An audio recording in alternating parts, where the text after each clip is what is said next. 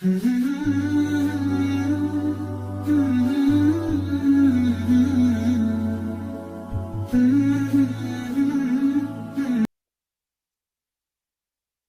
alhamdulillah, wa salatu wa salam ala rasulillah. Dear brothers, salam alaikum wa rahmatullahi wa barakatuh. Chers frères, salam alaikum wa rahmatullahi wa barakatuh. Donc, Inch'Allah, avant de rentrer dans le sujet, comme d'habitude, j'aimerais rappeler à moi-même et à ceux qui m'écoutent, Inch'Allah, que Allah Azza wa Jal, il guide qui il veut et il égare qui il veut. Donc, si Allah subhanahu wa ta'ala nous a guidés aujourd'hui dans l'une de ses maisons pour se rappeler de lui, dans le contexte de Jumu'ah, c'est qu'Allah Azza wa Jal nous a fait un cadeau inestimable. Et que Allah Azza wa Jal a choisi chacun d'entre nous pour représenter l'islam. Et Allah Azza wa Jal nous a fait une faveur comparée à énormément de gens. On peut penser à nos proches, à des amis, à des inconnus, à nous-mêmes, où est-ce qu'on pourrait être en ce moment, et les autres choses qu'on pourrait être en train de faire à ce moment même au lieu d'être ici. Mais alhamdulillah, par la grâce d'Allah Azza wa Jal, Allah nous a choisi chacun d'entre nous pour représenter l'islam et pour se rappeler de lui dans sa propre maison. Et comme les Sahaba radhiyallahu anhum, ils disaient, lorsqu'ils propageaient la parole du prophète sallallahu alayhi wa sallam, ils disaient, nous sommes les messagers du messager d'Allah sallallahu alayhi wa sallam. Nous sommes les messagers du messager d'Allah. Et c'est ça qui a fait d'eux des grands hommes dans la religion. Et on doit sentir la même importance et la même responsabilité. Nous sommes tous des représentants de l'islam. Nous sommes tous des représentants du prophète sallallahu alayhi wa sallam. Et l'état de l'islam sur terre aujourd'hui, il dépend directement de nos propres actions. L'islam, l'état dans lequel on est, c'est la conséquence directe de l'action que chacun d'entre nous individuellement entreprend. Et toi seul peut être la cause pour que la Ummah, elle revienne en force, Inch'Allah. Toi seul. Donc, il faut sentir cette responsabilité, il faut revenir à Allah Azza wa Jal du mieux qu'on peut, Inch'Allah. Donc, le sujet, c'est le Hajj. Le Hajj est une petite biographie de la vie de Sayyidina Ibrahim sallallahu alayhi wa sallam et les sacrifices qu'il a dû faire, lui et sa famille, pour qu'aujourd'hui, on ait cette ni'ma. Donc, comme introduction, pour mettre en contexte, le prophète sallallahu alayhi wa sallam, il nous fait savoir que Allah Azza wa Jal, il a envoyé environ autour de 124 000 prophètes.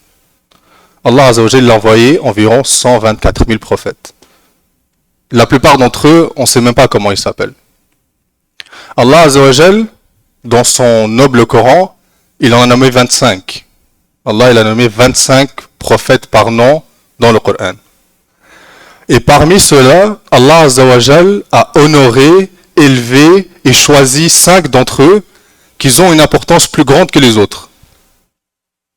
Et c'est qui ces 5 prophètes? C'est Sayyidina Nuh, Sayyidina Moussa, Sayyidina Isa, Sayyidina Ibrahim et notre prophète Muhammad sallallahu alayhi wa sallam. Donc ces 5-là, ils ont un degré plus élevé que les autres.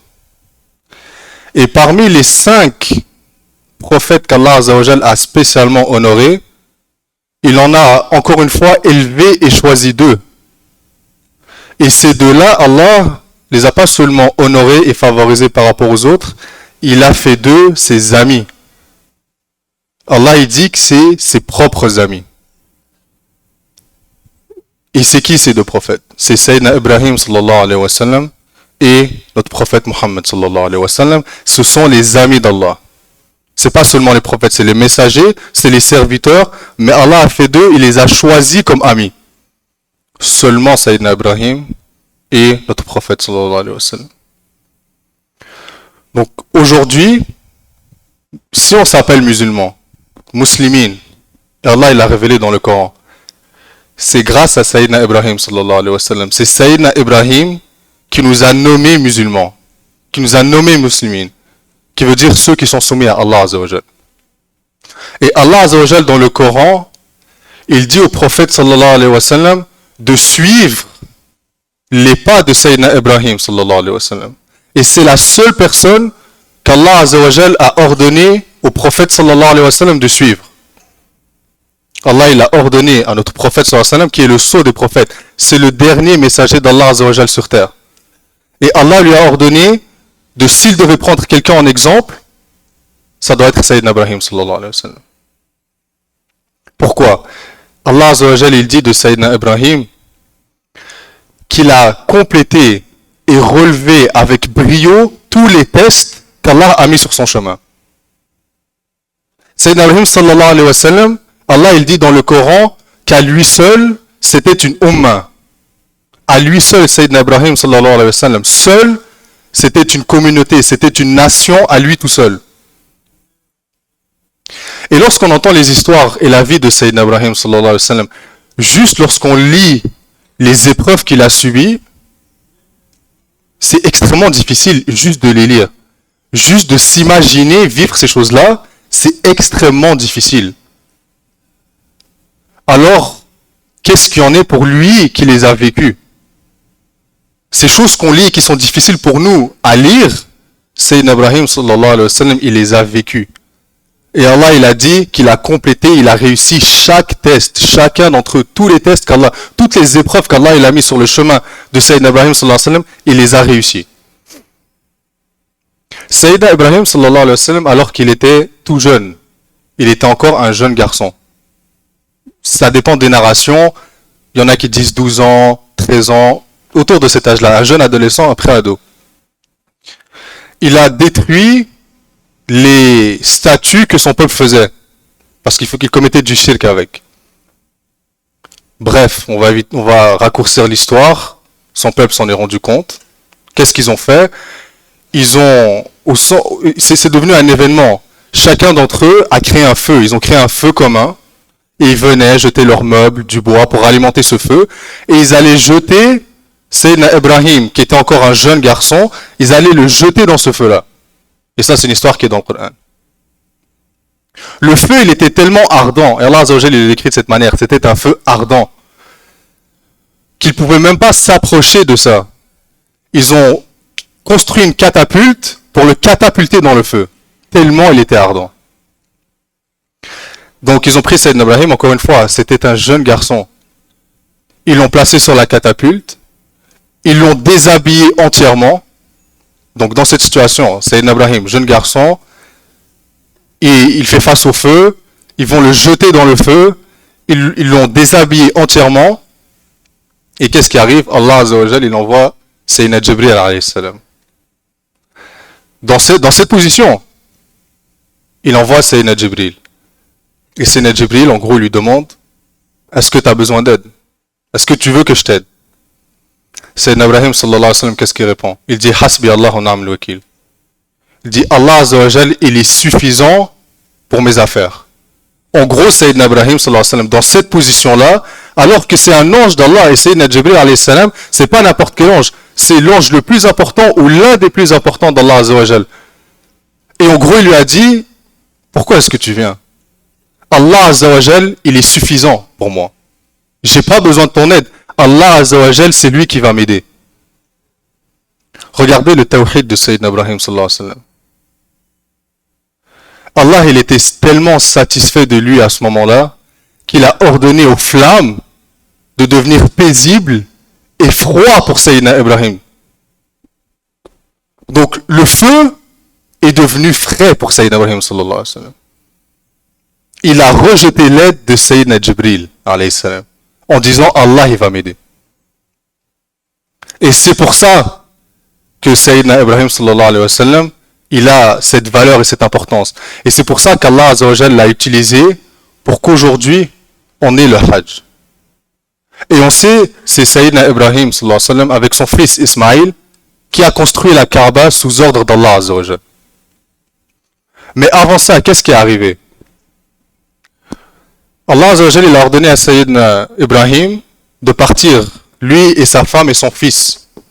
Sa femme, elle s'appelait Hajar, et son fils, c'était Sayyidina Ismaïl alayhi salam. Lui-même, il était un prophète d'Allah Azza wa Jalla. Donc Sayyidina Ibrahim sallallahu alayhi wa sallam, c'était un prophète, et l'ami d'Allah, et son fils aussi était un prophète d'Allah. Et il leur a dit d'aller dans le désert d'Arabie, d'aller à Mecca. Aujourd'hui, on voit l'Arabie Saoudite, Mashallah, les gratte-ciel, c'est beau, il y a plein de choses. Avant, c'était un désert vide, un désert rien, il n'y a rien du tout. Et Allah, il leur donne de partir, lui et sa femme, au milieu de nulle part, au milieu du désert. Bien sûr, Sayyidina Ibrahim, il obéit à Allah. Et il fait cette chose-là. Lorsqu'ils arrivent, Allah il ordonne à Sayyidina Ibrahim de laisser sa femme et son fils là-bas, au milieu de nulle part, dans le milieu du désert, et de partir. Subhanallah. Imaginez si on était dans cette situation. Qu'est-ce qu'on aurait fait? Donc, Hajar, avec son fils, qui était encore un bébé, Sayyidina Ismaïl, c'était un bébé, très bas âge, elle lui demande, où est-ce que tu vas et à qui est-ce que tu nous laisses? Parce qu'elle voit, il est en train de partir. Où est-ce que tu vas et à qui tu nous laisses? Dans le désert total. Et Sayyidina Ibrahim, il ne répond pas. Et elle pose cette question plusieurs fois sans réponse. Et là, elle lui demande finalement, est-ce que c'est Allah Azzawajal qui t'a ordonné de faire ça? Sayyidina Ibrahim lui répond, oui, c'est un ordre d'Allah. Et Hajar, elle répond, alors Allah, il va jamais nous laisser seuls. Allah, il va s'acquitter de nous, Allah, il va s'occuper de nous. Regardez la foi de Hajar, subhanallah. Et donc, Sayyidina Ibrahim, sallallahu alayhi wa sallam, il part. Hajar, elle reste avec son fils, il les a laissés avec quelques dattes et un peu d'eau. Très rapidement, ces ressources, elles sont parties, ils les ont consommées. Donc, qu'est-ce qui arrive? Hajar, qui a un bébé, qui a soif, qui sont au bord de la déshydratation, elle était à côté de 2 montagnes, elle va grimper une montagne, la première c'est Safa, pour aller à un point de hauteur, regarder les horizons et chercher de l'aide. Soit elle espère voir quelqu'un, ou elle espère qu'elle pourra avoir une source d'eau, une oasis, ou de la nourriture, quelque chose, parce que son fils, il est au bord de la mort. Elle trouve rien. Elle redescend et elle va vers une autre montagne, la montagne de Marwa. Et elle fait cet aller-retour en courant 7 fois. 7 fois en cherchant de l'aide, désespérément. Subhanallah. Une femme avec un bébé au milieu du désert, sans eau, sans nourriture.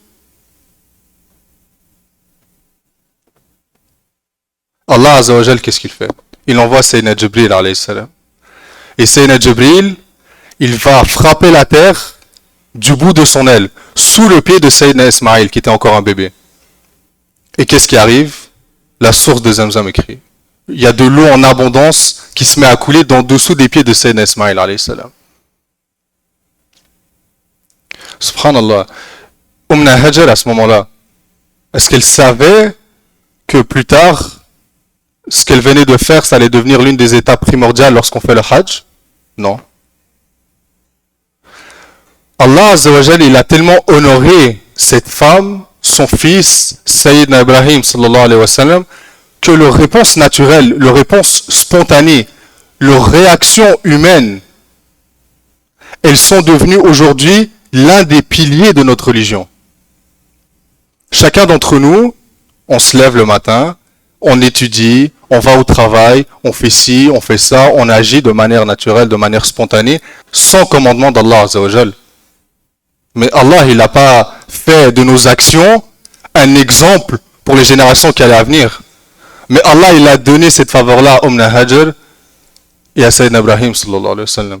Lorsqu'elle a répondu de cette manière-là, c'est devenu l'un des piliers du Hajj. Et l'histoire, elle est très longue. On sait aussi, c'est dans cette situation-là qu'Allah Azzawajal, Sayyidina Ibrahim sallallahu alayhi wa sallam, il est revenu après. Et il a eu un wahi dans un rêve, il voyait en train d'égorger son propre fils. Son fils Ismaïl. Encore une fois, juste parler de cette histoire, c'est quelque chose qui est inimaginable. On ne peut même pas imaginer un père subir cette situation-là. Et qu'est-ce que Sayyidina Ismaïl il fait? Et qu'est-ce que Sayyidina Ibrahim sallallahu alayhi wa sallam il fait? Les deux, ils acceptent cette révélation. Sayyidina Ismaïl lui-même, il dit, si c'est quelque chose qui vient d'Allah, alors tu dois agir en ce sens-là. Et on connaît tous l'histoire. Sayyidina Ibrahim sallallahu alayhi wa sallam, il prend son fils, ils vont sur une montagne, et il vient pour commettre l'action. Et il faut savoir, Allah Azza wa Jal, il laisserait jamais un père, il ordonnerait jamais à un père de tuer son propre fils. Il ordonnerait encore moins Sayyidina Ibrahim sallallahu alayhi wa sallam de tuer son fils qui était un prophète d'Allah. Mais le sens de ce wahi, de cette révélation-là, c'était de tester Sayyidina Ibrahim sallallahu alayhi wa sallam et de tester Sayyidina Ismaïl alayhi salam et de tester sa femme aussi, Hajar, qui elle voit son mari prendre son fils pour aller commettre cette action-là. Et ils étaient tous soumis à Allah Azza wa Jal. Et on sait, lorsque le moment vient, Allah Azza wa Jal, il a ordonné au couteau de ne plus couper. Et Sayyidina Ibrahim sallallahu alayhi wa sallam et Sayyidina Ismaïl alayhi salam, ils avaient réussi encore une fois l'un des tests d'Allah Azza wa Jal. Et à la place, Allah Azza wa Jal a fait descendre un mouton et c'est ça qui a été exécuté à la place. Donc pourquoi est-ce qu'on dit toutes ces choses-là? Le but de revivre ces événements, et on a parlé il y a quelques semaines, on a les actes d'adoration, mais on a aussi la signification derrière. Le Hajj aujourd'hui, si on y va avec un cœur qui n'est pas soumis à Allah Azza wa Jal, et avec un esprit qui ne comprend pas les sacrifices qui ont dû être commis pour qu'on ait cette ni'ma aujourd'hui, alors le Hajj il va devenir une excursion, il va devenir un voyage. Et les gens vont sortir de là comme ils sont entrés. Parce qu'ils n'ont pas compris l'importance de l'acte qu'ils sont en train de faire. Et le Hajj, c'est l'un des 5 piliers de l'islam.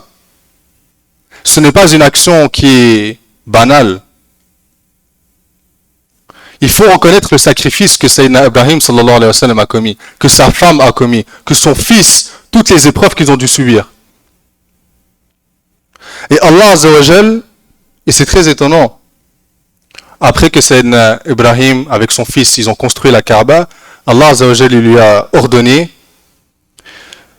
et fait aux gens une annonce pour le Hajj. Ils viendront vers toi à pied et aussi sur toute monture, venant de tout chemin éloigné. Allah Azza wa Jal lui a ordonné, fais le adhan, annonce aux gens de venir faire le Hajj. Sayyidina Ibrahim, il était seul. Il était lui, son fils et sa femme, au milieu de nulle part. Fais une annonce. Et c'est à qui cette annonce? Cette annonce, elle est à nous. Aujourd'hui, s'il y a des millions de personnes qui vont faire le Hajj tous les jours, c'est grâce à l'appel de Sayyidina Ibrahim sallallahu alayhi wa sallam. Subhanakallahumma wa bihamdik, nashhadu an la ilaha illa ant, nastaghfiruka wa natubu ilayk, jazakumullahu kulla khair, wassalamu alaykum wa rahmatullahi wa barakatuh.